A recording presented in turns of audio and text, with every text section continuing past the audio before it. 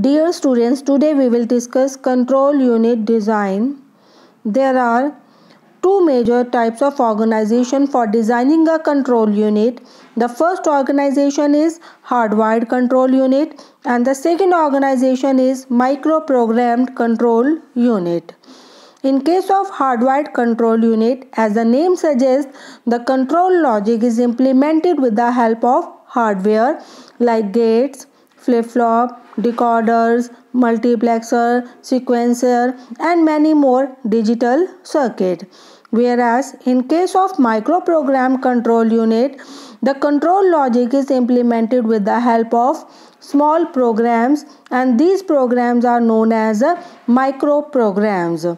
And the special memory is used for storing these microprograms and that memory is known as a control memory.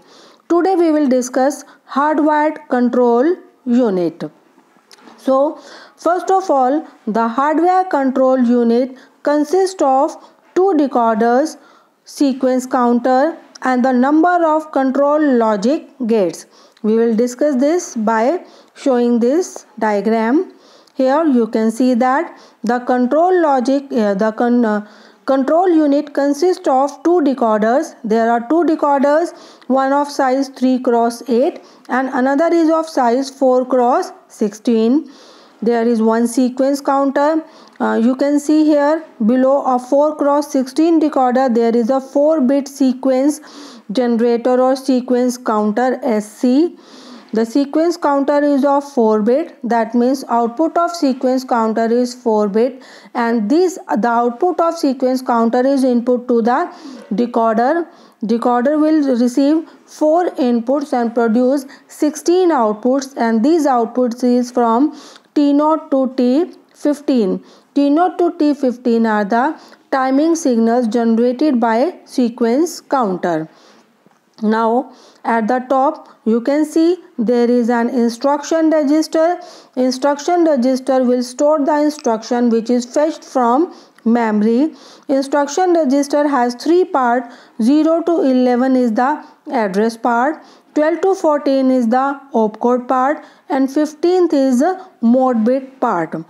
0 to 11, the address of operand which is known as effective address is supplied to the control logic gate.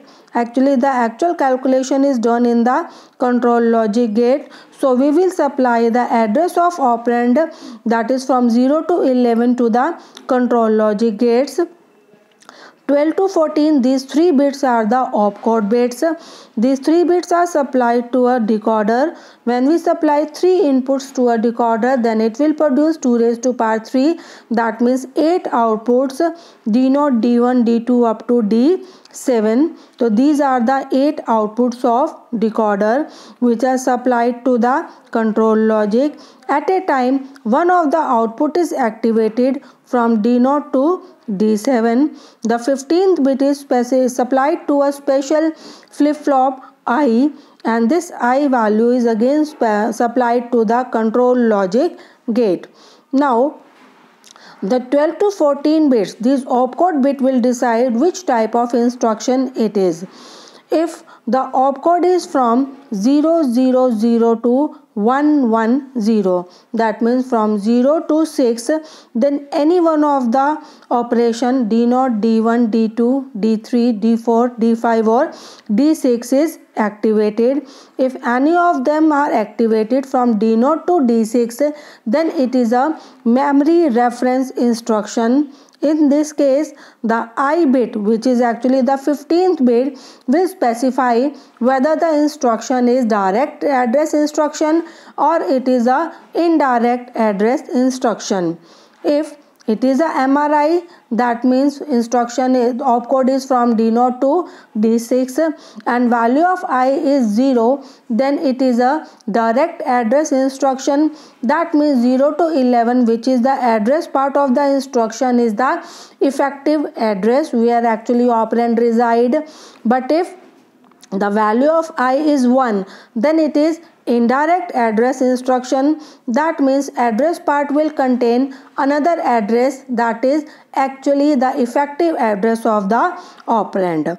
Now if D7 is 1, if D7 is 1, then it is not a memory reference instruction, it is non-memory reference instruction, or we can say it is non-MRI. If it is non-MRI, then it may be register reference instruction or it may be input output instruction. Now the I bit will decide which type of instruction it is.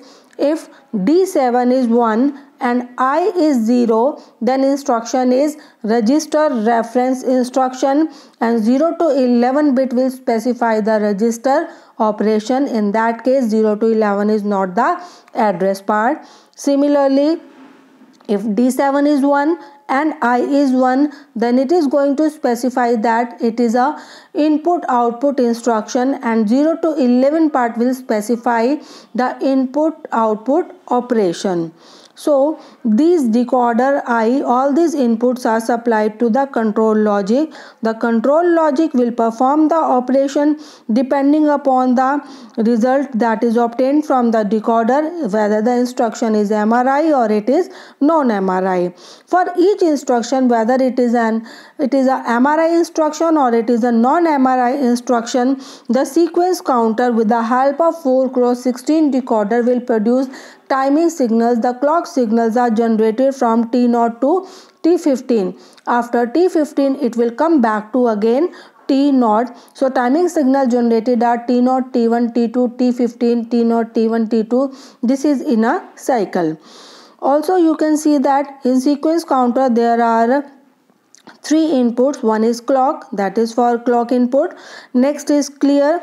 The clear will clear the content of sequence counter. That means when clear is activated, the content of sequence counter will get cleared. That means there are 0, 0, 0, 0. 4 bits are set to 0. It means at this time the timing signal generated is T0, and this is incremented. INR is the increment input. This T0 is then incremented, it will become T1, T2, and when it is 1, 1, 1, 1, that is 15, then the timing signal generated is T15. So all these input are supplied to the control logic. The control logic will execute the instruction by taking the help of other inputs and will produce the control output. This is all about hardwired control unit design.